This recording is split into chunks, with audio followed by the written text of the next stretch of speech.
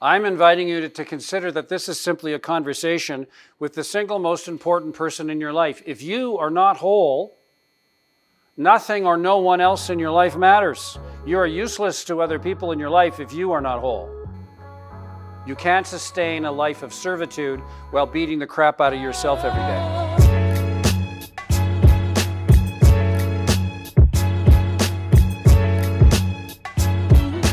I wanted to start with this concept that your purpose is conceived with you.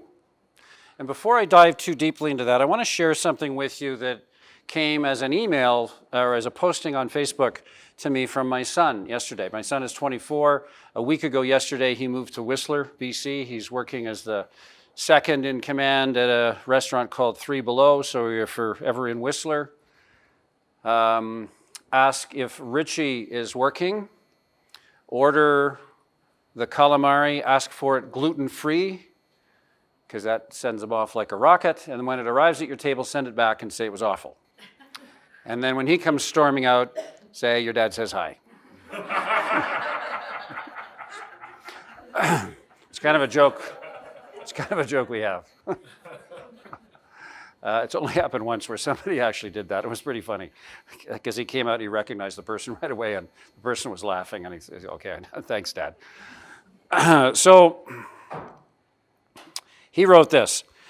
Happy birthday to the best dad anyone could ask for. You are such an inspiration to keep me driving to find my purpose. Sorry, and I can't wait to see you soon. So what? Why did I share that with you? Have any of you received something like that, a sentiment like that, maybe in a greeting card that someone sent you, perhaps in an email that someone sent you, in a conversation that you had? Have you ever received anything like that before? And what did you do with it? I'm sorry? Just say thank you. Thank you, okay. Save it. Did anybody unpack it? So what do I mean? Well, what I mean is, and this is so important because the purpose that is ours lives within a package. It isn't anywhere else other than inside that package, and it's been there since you were conceived. And all the way through our life, in all of the conversations that we have, and all of the interchanges that we have with the people that we meet, whether we know them or don't, there's more information that comes packaged in one form or another. That amazing package arrived in the form of a Facebook posting yesterday. And I promise you I'm going to be spending the rest of my life unpacking what it truly means. So there's a whole journey of a lifetime that goes back before more than 24 years, when that life began, to the 3 miscarriages that preceded his arrival, and the hope and expectations that were part of all of that, and the impact that that had on the relationship that I was in and am in. And as you start to unpack the meaning of all of that, all of us have those kinds of messages that come to us. So I met this gentleman recently for coffee. We had a conversation, and I'm still unpacking the really incredible content that came in that conversation. And if you were listening to it, you might think, well, there's no big deal there. And you're right. Often on the surface of whatever we see or hear, there's no big deal. And that's why we are the age we are, and we don't know what our purpose is. Because we routinely blow off the content that we're offered time and time again over the course of our lives, almost every day, that we haven't unpacked.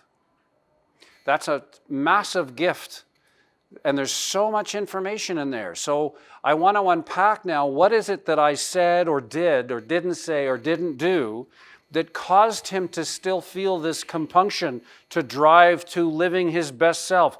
What is it about that expression? Why did he pick that expression? How do I feel about that? What does it really mean? What can I learn from what he's learned that might help other people that I'm talking to, that might help you? Does that make sense? So I'm inviting you in a very real way to start being very reflective about the things that you encounter as you walk through your day. Don't allow yourself to be on autopilot anymore. There's just too many cool things that you're going to miss. Is this making sense? Okay. So this concept that your purpose was conceived with you, the first time I said this out loud in front of somebody, I was writing my book, and I was talking with my niece Kristen, affectionately referred to as KP, and an amazing young woman. And she immediately went off like a rocket as soon as I said that. She said, oh yeah, of course, you believe in God, and God's preordained my entire life. My whole life is written out in a Bible somewhere by some supreme being. I don't even have any choices, I just think I do. And I'm gonna live this life, I'll croak, and if I'm a good person, I'll go off to heaven, and if I don't, I'll go to hell. And that's full of crap. That's the stupidest thing I've ever heard in my entire life. And I said, let me know when you're going to take a breath, but please continue. So no, I am not pulling out a Bible and hitting you over the head with it. That God actually has nothing at all to do with the fact that you were conceived with your purpose. If you were to guess what that really means, what do you suppose that really means? Now that's a neat trick, right? I love where you're going with this, but how exactly do I go back to my conception? That's kind of somewhere in between weird and creepy. I'm not, but in fact, you're spot on. What I'm saying here really is that your purpose is a product of your DNA. Where does your DNA come from? Your parents, and their parents, and their parents, and their parents, and back, and back, and back, and back, and back, as far back as there were people. So, what that really means then is that within the context of the things that you would call your giftedness, or I would maybe, you may not use that term, your innate abilities, you have those for a reason. There is absolutely no accident that you are naturally good at the things you are naturally good at. It's not, I'm not suggesting it's grand design that, there's a supreme being that said, okay, we need a plumber, so you're it. Or I'm building that ark thing, so I need a carpenter. And then I need a sweeper because apparently there's going to be lots of poop on that boat. But if you think about it, often when people are really struggling to figure out what their purpose is, what they're really struggling with is the answers that are within them. And we don't ever think to look within us for this answer because can you imagine how frustrating it would be to acknowledge that you've always had the answer? And you may be thinking, I'm 50 whatever, and now you tell me I've had the answer to this question for 50 flippin' years? What? And in fact, whatever age you are is how long you've had the answer. In fact, the answer predates your birth. Your answer arrived at the moment you were conceived. That DNA was formed with you and those innate abilities. That's who you are. This is making sense? Not quite yet, but keep going. So, as I try to come to terms with purpose, so first of all, let's talk about what that means. Purpose is defined as the reason you're alive. It's your why. So when you look to understand, well, what are the elements that will point me towards my purpose? It's the things that come naturally to you. The things that you're doing when you lose track of time. So think about that. When I'm engaged in a task and I've lost all track of time, when I think, I go to look at my watch and I think it's 10:30 and it's 3:30, what was I doing? Now, often your brain, when you hear me ask that, will immediately go to a yeah, but. Well, yeah, but I was working on something I really love. Hello, that's the point. Well, yeah, but I can't work for that, do that for a living. Right. And who said that it had to be done for a living? And who said it couldn't be done for a living? Let's agree and understand, if we've gotten to this age and stage of our life and needing to dig into this topic, because we don't have the answer. That to have an expectation that in a 40-minute talk we're going to walk out with our answer might be a slight bit unrealistic. There's a lot of work that you're going to need to do to come up with your answer.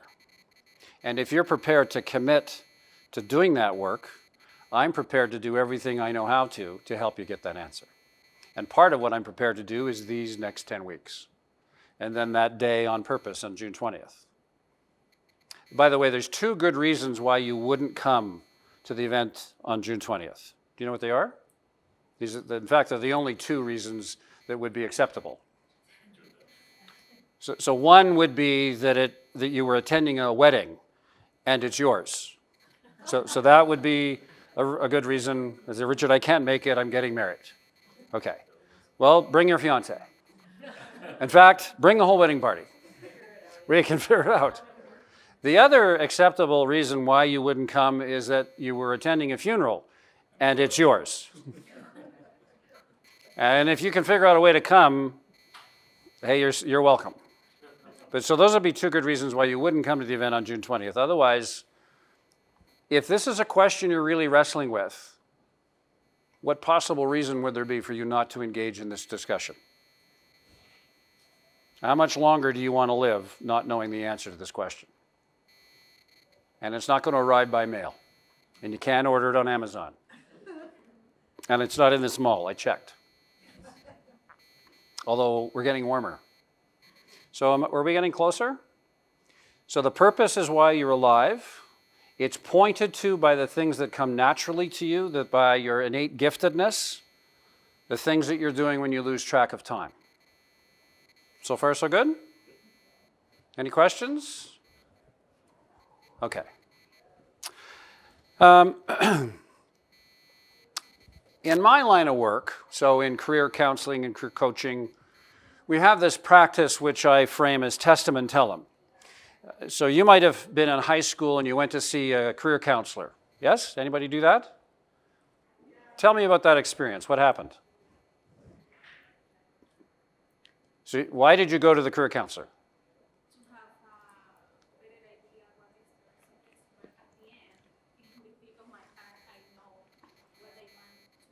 All right. So, but you went because you weren't sure? Yes, and I was looking for some information sometimes. But at the end, the final decision is Of course. Did anybody else go see a guidance counselor? Okay, just for Richard's rules of presentation, I do not ask rhetorical questions. I don't. So when I'm asking a question, I am actually looking to you for a response. And for the record, looking back at me is not a response. It's a reason why I'm going to look right back at you until you give me a response. Bottom line, minimum response is this means yes, this means no. So let's try that again. Is there anyone in the room that has gone to see a guidance counselor when they were in high school? Okay, it's not working on the back row. There's still 2 of you that are just, okay, all right, thank you. I'm not trying to be argumentative, but I promise you this event will work better for you if you engage it. If you just sit and watch it, it's a pretty crappy TV show. If you want my phone, I got Netflix on it. It's more interesting. So if you engage it, commonly what would happen is you'd go through an interest test. Has anyone been through an interest test, an interest inventory? Has anyone done the strong skills interest inventory? Yes. Okay. So you did the inventory, you went online, you got the book, it gave you this report, it told you about the things that you're interested in, yes? Yes. What did you do with that? Good. Well, that's helpful. Exactly. So you go from Narrows it down. So you go from having no idea what interests you to finding out you're interested in everything. Yes. I'm sorry? Yeah. Okay. Anybody else? What was your experience with it? A painter. A painter and a taxidermist. You guys could get together. You could stuff them and you could paint them. No, you stuff them, she paints them. So that's what I mean by test them and tell them. Routinely, what happens, and in my work in career transition over the last 30 years, commonly in all the organizations I've worked for and all the other organizations that do this kind of work, the client comes in and the first thing we do is administer some kind of a test. Myers-Briggs, Berkman, whatever, strong interest inventory, whatever it might be, with the intention of helping you understand you better, understand what your preferences are. Away you go, God bless you, have a nice life. And commonly what happens is the content of it doesn't resonate and you think, well, that's just stupid. Being a painter? Yeah, there's a really realistic. Wait till I phone home. Hey, Mom, guess what? So it doesn't really help. In fact, it confuses. But I want you to now think about, and if you still have access to that content, I want you to go back and look at it again, but now through a different lens.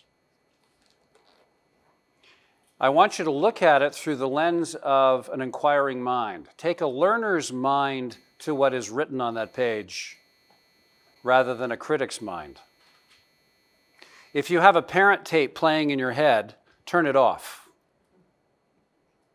If you have a lot of head noise, yeah-butting you and saying how stupid that is, just remember, many of you have heard this before. Think of that head noise as a duck quacking in your head.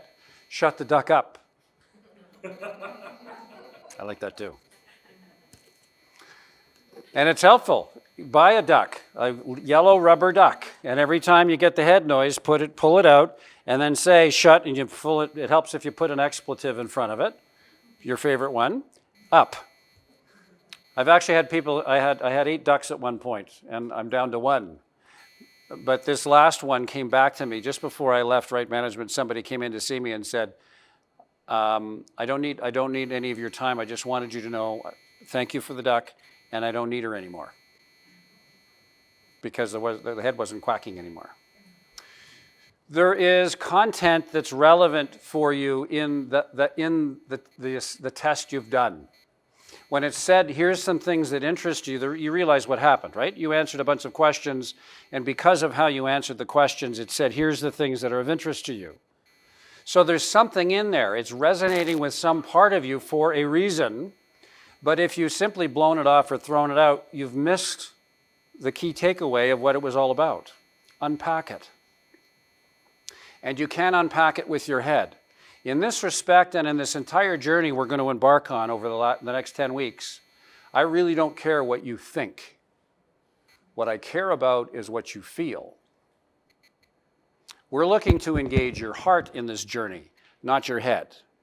You've had a lifetime full of listening to what your head thinks about this entire discussion.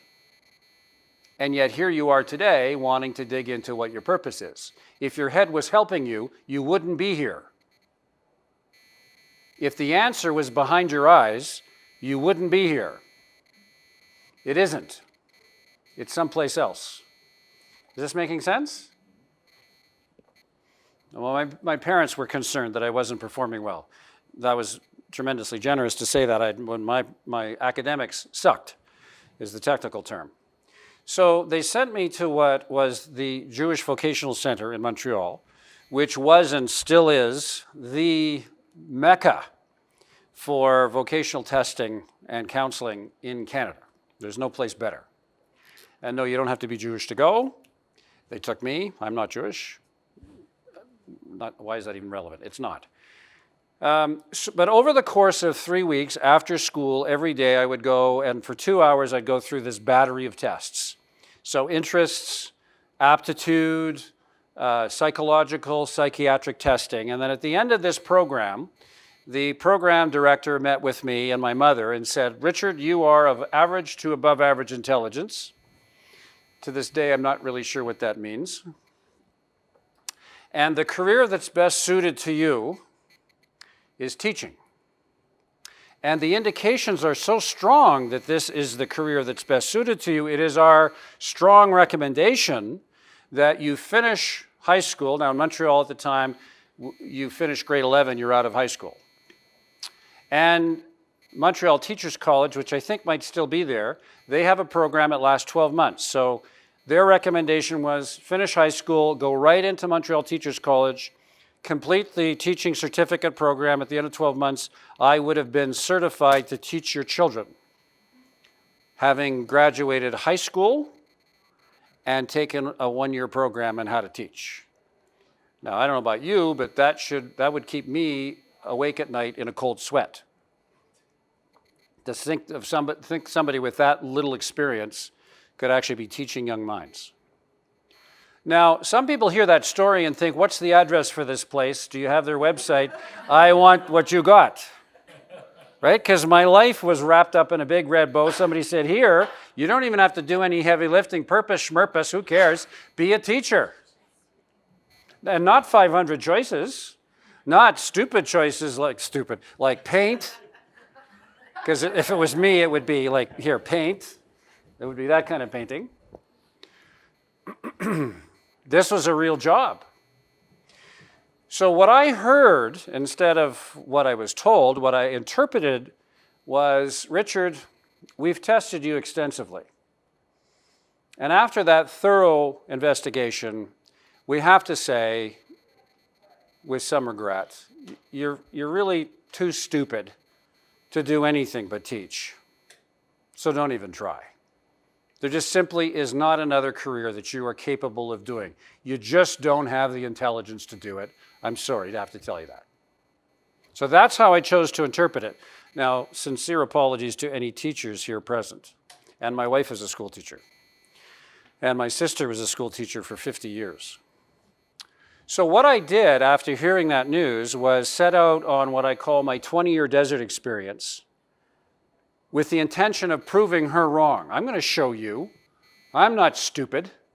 I'm smarterer than you said I am. And so that's a real word. I use it in my writing. Smarterer. And over the course of that, what really became 30 years, I was going from the mess I was in into one just like it, over and over and over again. I was making mistake after mistake. I'd make the same mistake on every day of the week and every month of the year, and I'd do it more than once. I'd get a job that really wasn't a job that I wanted, but I could get the job. 6 months later, I'd be laid off. I'd go looking for another job just like the one I got laid off from. I'd get another job like that because of how I show up. I'm in the job. 6 months later, it would happen again, and this went on and on and on and on over 25, 30 years. I never stopped to learn what is the message that's packed into all of this. I'd been offered a great gift, and instead of accepting the gift, I scoffed at it. And then in the subsequent gifts of the learning that I was provided, all those forced transitions, I refused to take the learning that was packed in there. And all that meant was it was elongated. It was stretched out longer. It ended up being over 20 years because I wasn't listening. So at the risk of sounding overly religious, which I'm not, I have a great affinity for Moses. You know the story of Moses? He wandered the desert for 40 years with a bunch of people, hoping he knew where they were going. All evidence to the contrary, because it didn't look like the way he was showing up, it looked like he had no clue where he was going either. And then when he finally figured out where he was going, he gets to the edge, and what happens? He gets laid off. I'm sorry to inform you, but your position with the company's been terminated effective immediately. He wasn't let in. All the people behind him, yep, go ahead, yep, oh, sorry, not you. Man, do I identify with this guy. So, because that was my story. What I learned through all of that, though, if you look at what I'm doing today, what am I doing? What I've been doing for the last 30 years? I've been teaching. And on top of that, this year I joined faculty, or last year I joined the faculty of Mount Royal University. So I'm literally teaching. And what am I doing now? I'm teaching. But my PhD came through my desert experience, 20 years. The good news is you don't have to take 20 years to figure out what your PhD's in. Does this make sense? So something that I'm going to invite you to do, do you have a to-do list? Does anybody use a to-do list? Okay. Does anybody wish they could but just can't quite get that's not been on their to-do list? Okay. Someday when I get a to-do list, the first to-do I'm going to have is get a to-do list. The cool thing, by the way, I struggle with to-do lists because you could probably tell I have the attention span of a gnat. Squirrel?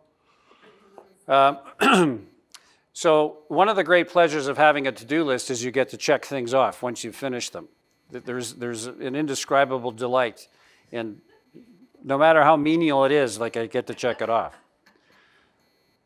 But I'm going to invite all of you to think about and take some time after today to reflect on, based on this conversation that we're having now, and this blank piece of paper or blank screen in front of me, what would I populate my to-do list with?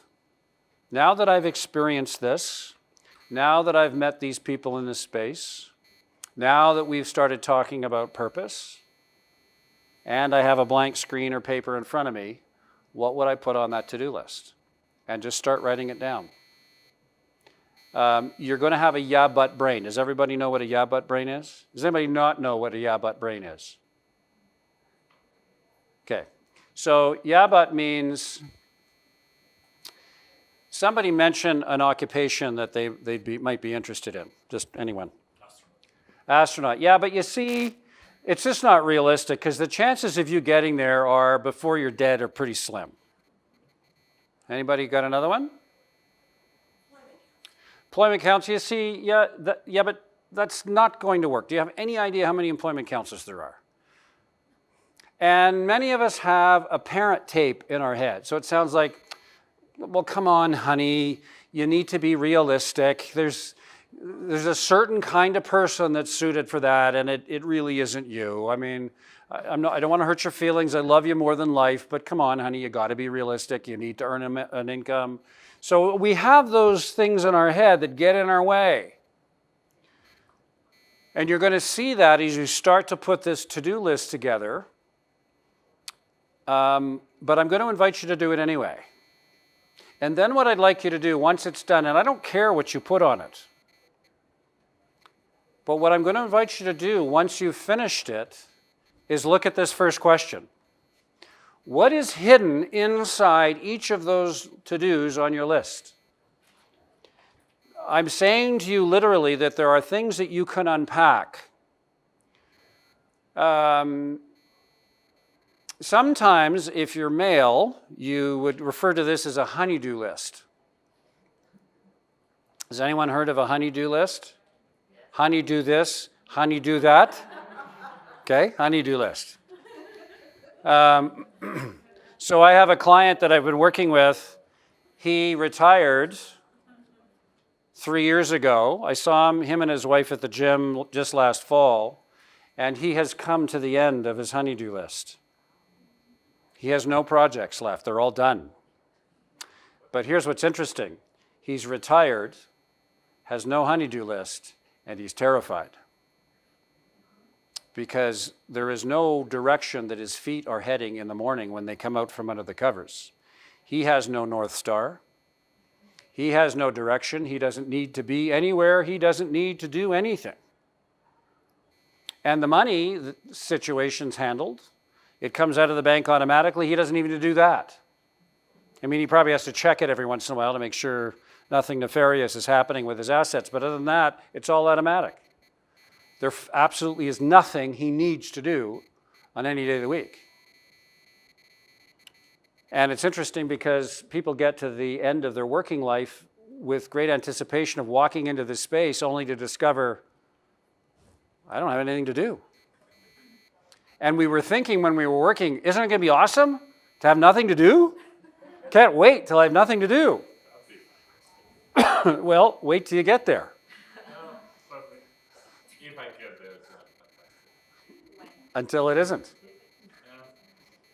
So I'm going to ask you to unpack those to-dos. Why are they there? Why did they earn a spot on your list? So I'm not saying take a very critical eye to what's on the list. What I'm saying is just free form, whatever comes to mind, write it down.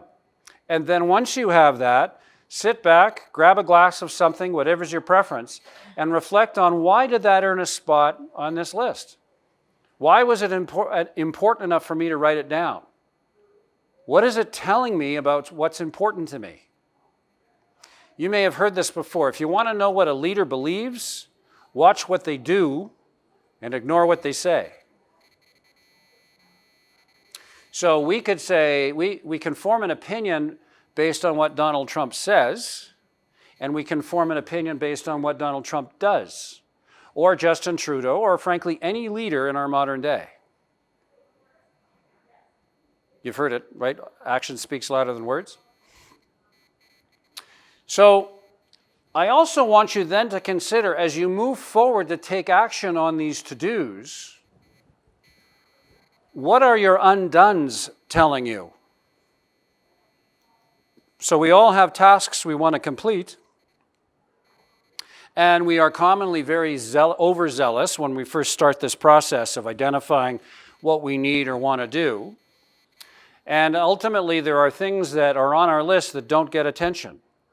So I'm going to invite you to start paying attention to what are the things that I said I wanted to do that I haven't done yet. And what's the message in there for you? And the message is not to beat yourself up. I'm such a lazy so-and-so, blah, blah, blah, or beat yourself up. No. It's telling you something. The universe has kind of set it up to say, I want you to start paying attention to what you're doing. I want you to start paying attention to how you're feeling. I want you to start paying attention, really paying attention to what you're hearing, to the choices that you're making, to understand why you're making those choices. And choosing not to do something is a choice. And you may think, well, I just didn't get to it. That's a choice. You chose to do something else. And I'm not critiquing the choice. And I don't want you critiquing it either. I want you just being aware of it. Bringing to your conscious awareness, why did I make that choice? Why didn't that get done? And I promise you, you can't answer this question or these questions from here. This part of your brain will get in the way. You can only answer it from here. Is this making sense? Does it kind of feel like you're standing on the edge of maybe almost understanding, but you're not quite there?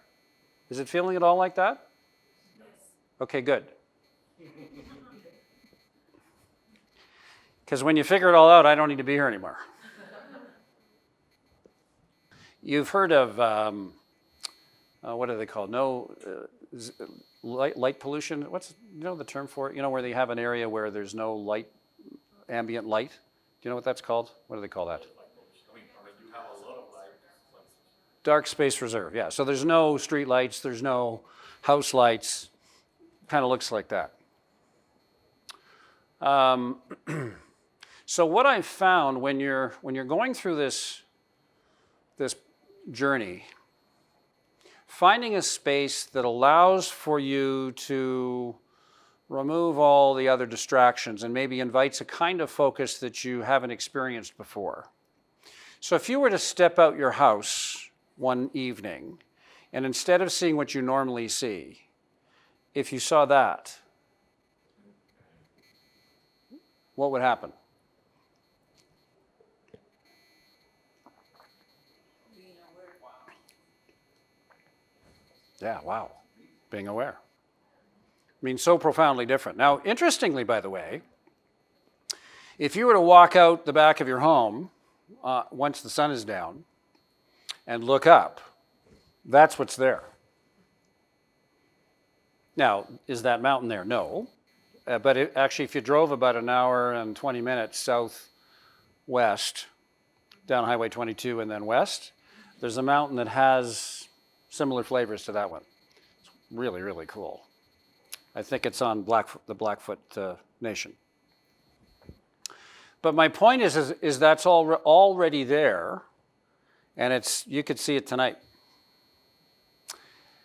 The challenge is there's a lot of things in the way of allowing us to see it that clearly. But notwithstanding that, I've sat on my deck at night and I've seen a satellite go overhead. I've seen these kinds of stars when I turn out all the lights and everyone in my neighborhood has turned their lights off. And then you can see it. So this is just another way of me telling you that the things that we're talking about are already in your line of sight.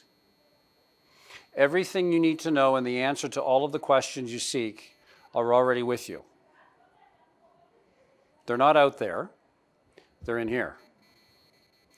What we need to do is get to the space where we can hear them, see them, engage them, and actually feel them being present. Is this making any sense at all?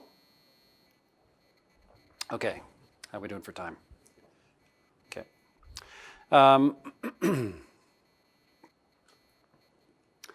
Now, I wanted to put this up because, you know, when you go back to whatever the rest of your day has in store for you, or the rest of your week has until we meet again, there's going to be a lot of this that may not make a lot of sense. You're going to try and connect some dots. When I've talked to people about my book and what it's been like for them to journey through it, virtually everyone has said, you know, it's really hard. Those questions are really, really hard. Yeah. And it's easy when things are really, really hard to push them away. Because I'm not sure that we're really tuned well to take on things that are completely outside our normal experience and are really, really difficult. But the really interesting thing in all of this is that when you start to shift your perspective, when we move from mind consciousness to more spiritual consciousness, quick word on spirituality. Spirituality does not need religion. Religion needs spirituality. So that's an important distinction. So if you're seeing priests and nuns dance in your head, or monks or whatever, that's not what I'm talking about. Spirituality is it's a different way of knowing. Probably 5 or 6 years ago, I was having a conversation with a young man. I think he was 31, 32 years old, had this amazing long hair. You want to know about hair, ask a bald guy. Right? No, not really. Well, Sorry. I notice it. Anyway, and as it happened, he was Aboriginal. Well, he's still Aboriginal, but he was Aboriginal. And we were having this conversation, and his role, he worked in the energy sector, and his role was in Indigenous and Aboriginal relations. So he would work on behalf of the organization in negotiating with First Nations around access and other things. And by his own admission, he had an advantage because he understands the Indigenous way of knowing. So it is a particular way of knowing and a way of understanding space and time and life and land that's very different than our own. So all the norms that we have in our Western culture are completely foreign to our Indigenous peoples. But what I found was so interesting when I was having conversations with him is that I had this overwhelming sense of feeling like a child. And I finally said to him, I'm sorry to interrupt you, but I have to tell you, every time I speak with you, I feel like a little child sitting cross-legged on the ground, looking up at my elder. Because his way of knowing was so different than mine, the lens he looked through, the way he explained things, showed me a way of seeing and understanding that's so profoundly different than the one I'm used to. And that's a little bit of what I'm talking about here. Taking a spiritual approach to this journey. What does that really mean? Google it. And read about it. Find a paragraph that you can read and a definition that makes sense to you, and live with it for a bit. Take that definition and take it for a walk. Like, get out of the house, go walk somewhere, and just think about, what did you just experience? What did you just read? And how does that reside with you? Wayne Dyer said this really well. When you change the way you look at things, the things you look at change. If you're looking at this whole journey as the toughest thing you're ever going to do for the rest of your life, then you're right. But I promise you, contrary to what you may be thinking, it isn't. And the answer is just right there. It's just at the end of the next sentence. It's right there. And annoyingly, it's always been there. And for sure, we didn't come this far to only come this far. Oh, it's hard. I'm not going to do this.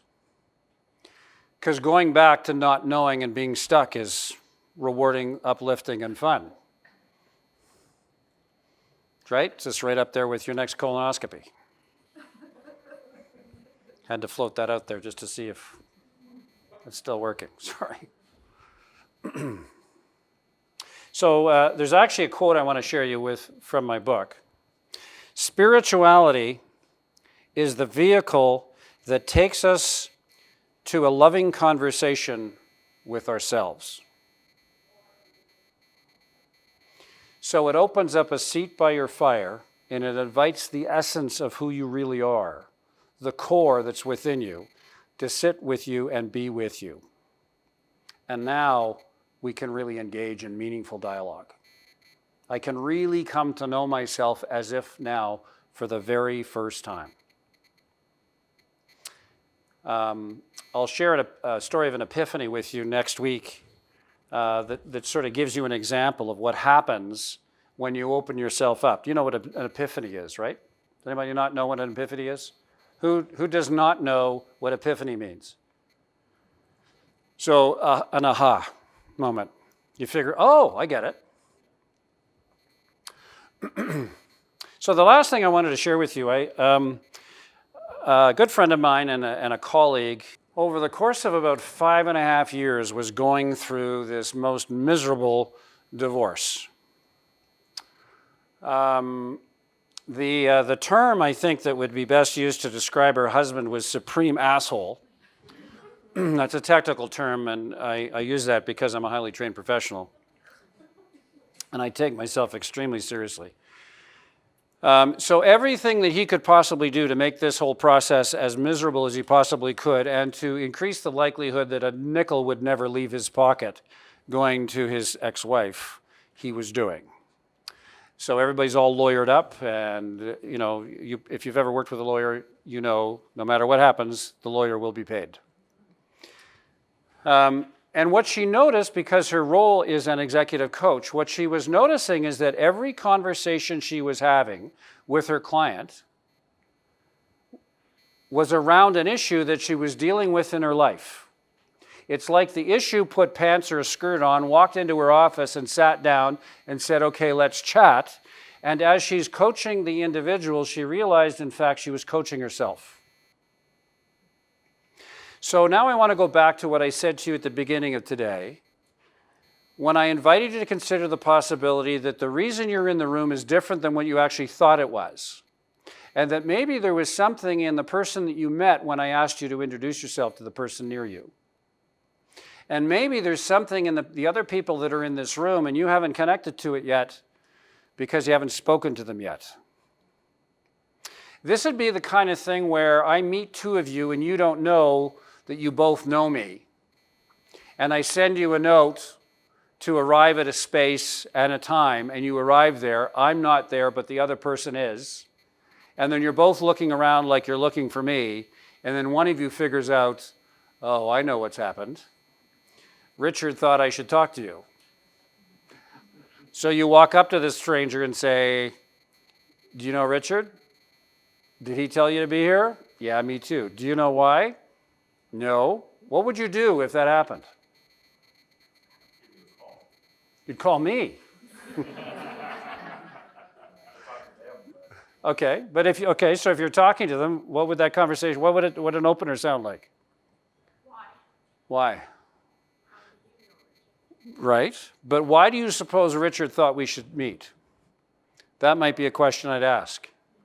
And in hearing the answer, we will discover the why. So I'm inviting you now to do that with yourself. To engage in a process where you are going to engage in meaningful dialogue with you. Do you know who the most important person in your life is? Yeah, I'm looking at him. Now, how would you do that? How would you engage in meaningful dialogue with you?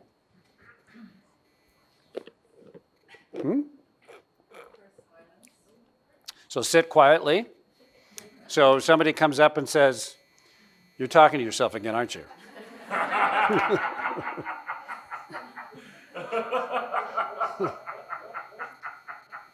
Dad, Mom's being weird again. I know. So what would that be like? What would you do? Yeah. Yeah. Anybody journal? Okay, again, not a rhetorical question. So looking at the floor straight ahead, so you don't journal. All right. So what does journaling mean? When you hear that term, what does it mean? Okay, so that's a to-do list. So journaling is writing a to-do list? So between 9 and 9:17, flossed, brushed, combed, showered, phoned, cleaned. Yeah. Dear diary, you won't believe what happened today. Yeah. Do you all have a best friend? Do you have a best friend? Okay. Do you talk to this friend? Regular basis? Okay. Of all the best friends that you might have, and you may not have a lot, I mean, commonly the term best friend is reserved for one, maybe two, maybe three people. Who is in that mix?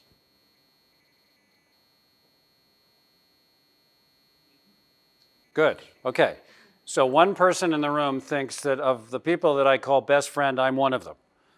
Or do you all agree that of the people you see as best friends to you, that you are one of those people? Yes? No. I'm looking at your face and I'm trying to read it. Do you play poker? Because if you don't, you probably should.